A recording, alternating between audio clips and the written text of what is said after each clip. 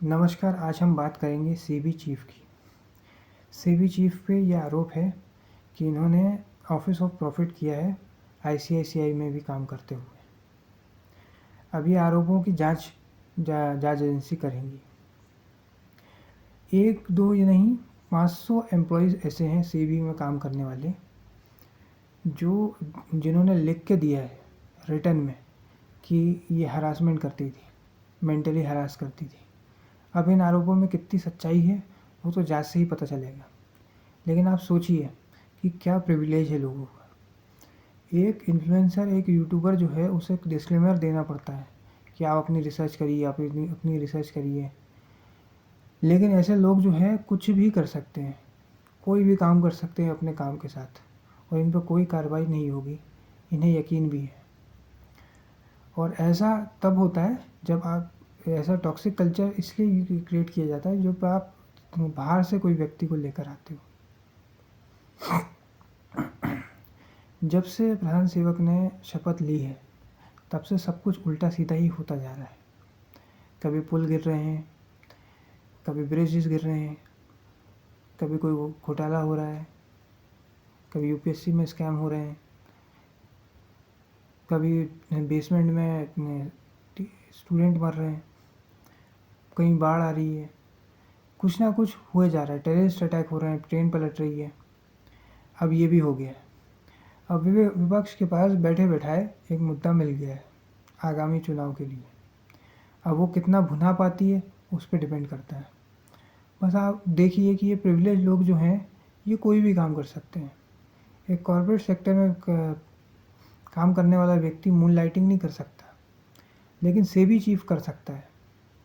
Moon lighting वो होता है जिसमें आप एक समय में 2 कंपनियों के काम कर रहे हो या एक समय में 2-3 काम कर रहे हो।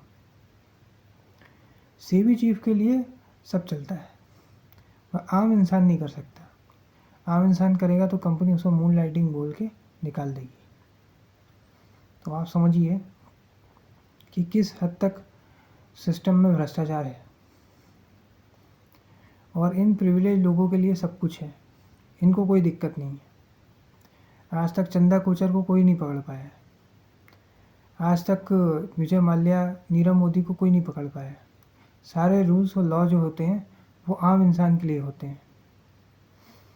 2G स्कैम में किसी को नहीं पकड़ा है, लेकिन एक आम आदमी अगर बिना हेलमेट के जा रहा है या थोड़ा सा भी रेड लाइट से थोड़ा सा आगे निकल जाए तो उस पर पूरा चालान कटा जाता है। रोड एक्सीडेंट करने वाले, हिट एंड रन करने वाले बच जाते हैं। तो आप सोचिए किस हद तक गए। अगर आप पोस्टपेड लेते हो फ़ोन का और उसमें आपने पोस्टपेड सिम का बिल नहीं भरा है तो कंपनी आप पे केस कर सकती है। लेकिन 2G स्पेक्ट्रम घोटाले में जितने भी नाम थे, पूरे CAG की रिपोर्ट थी, उस पर कोई कार्रवाई नहीं होती है, क्योंकि सब मिल बांट के खाते हैं तो जुगाड़ हो जाती है। तो सारे जो कानून कायदे हैं वो आम इंसान को ही फंसाए जाते हैं। आम इंसान ही इसमें बलि का बकरा बनता है। आम आदमी का जो है काम है बस टैक्सेस भरना और वोट डालना। बस किसी भी मुद्दे पे आप मत बोलो। तो सोचिए कि जिसको सीबी चीफ इन्होंने ही बनाया है, सरकारी लोग ही इनको बनाते हैं। ये जो अगर चौकीदार ही ऐसा हो गया है, चौकीदार ही चोर हो गया है, तो फिर सोचिए कि बाकी लोगों का क्या रहेगा।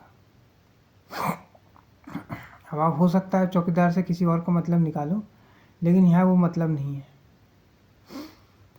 तो यहाँ पर बिल्ली को ही दूध की रखवाली करने के लिए डाल दिया गया है। अब यही अगर सीबी चीफ ही ऐसा करेंगे तो बाकी से क्या उम्मीद की जा सकती है। और ये टॉक्सिक वर्क कल्चर को प्रमोट करते थे। अगर सरकारी संस्था में ही ऐसा हो रहा है तो सोचिए प्राइवेट संस्था में क्या क्या होता होगा, जिनकी कोई बात ही भी नहीं सुनता है। तो कैसा बड़ा टॉक्सिक कल्चर होगा। HDFC बैंक का भी एक वीडियो आया था, उसमें कैसी कैसी बातें की गई हैं। कई लोग ये बोलेंगे कि वो बैंक अलग था, लेकिन फिर भी टॉक्सिक कल्चर तो है।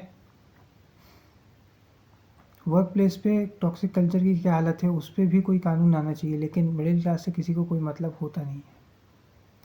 मिडिल क्लास कैसे भी जिए या नहीं भी जिए, उससे किसी को कोई मतलब नहीं है। क्योंकि मिडिल क्लास दीवानी है सरकारों की। इस वीडियो के नीचे भी मिडिल क्लास सरकार को जस्टिफाई ही करेगी, सेबी चीफ को जस्टिफाई ही करेगी।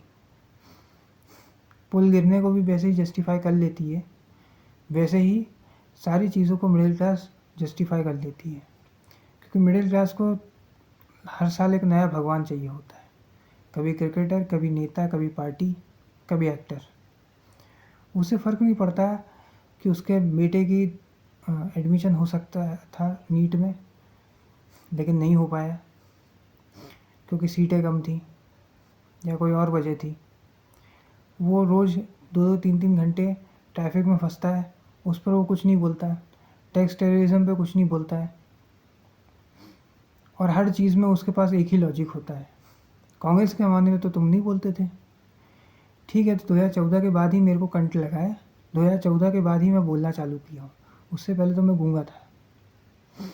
इनके लॉजिक ही इतने बेकार और घटिया हैं कि आप इनको समझा ही नहीं सकते।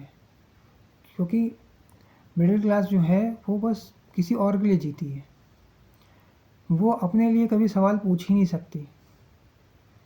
आप कितना भी आप मिडिल क्लास को समझाने जाएं, वो तो यही बोलते हैं कि विकल्प नहीं है, विकल्प नहीं है। तो इसलिए ये सब होता है जो सेबी चीफ ने किया है, क्योंकि आप हर बार एक ही बंदे को बार बार चुनते हो, बिना ये सोचे कि आगे होना क्या है।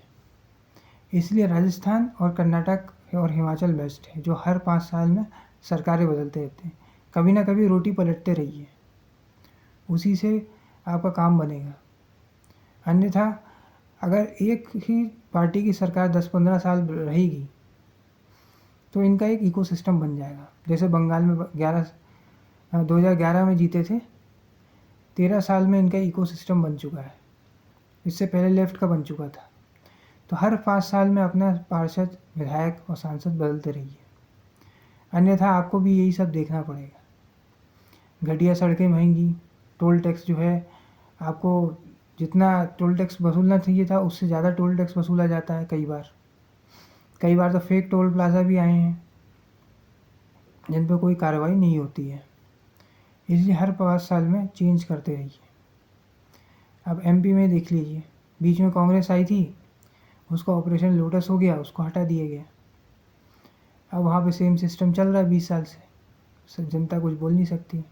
गुजरात तो मुझे लगता है कि कम्युनिस्ट पार्टी का भी रिकॉर्ड तोड़ देगी, जो बंगाल में हुआ था। इसलिए बदलना ज़रूरी है। बिहार में आप देखिए क्या हालत है, और बिहार में आप किसी को भी वोट डाल दीजिए, कोई फ़र्क नहीं पड़ता है। नीतीश कुमार कभी यहाँ, कभी वहाँ, कभी वहाँ, कभी यहाँ। आप प्रशांत किशोर से थोड़ी सी उम्मीद है, लेकिन नई पार्टी पे लोग, जनता जल्दी भरोसा करती नहीं है, और जीतने वाले कैंडिडेट पे ही वोट डालती है। बोलते हैं कि हम उसको कोई वोट डालें। तो ये सेबी चीफ का जो पूरा चीज़ें हुई हैं, इससे ये सबक मिलता है कि आप हर बार रोटी को पलटते रहिए, अन्यथा एक इकोसिस्टम बन जाएगा और वो इकोसिस्टम चलता रहेगा और फ़र्क नहीं पड़ेगा कि जनता क्या चाहती है। आज के इस वीडियो में इतना ही। अगर इस वीडियो में को आप शेयर करें, लाइक करें और चैनल को सब्सक्राइब करें। धन्यवाद।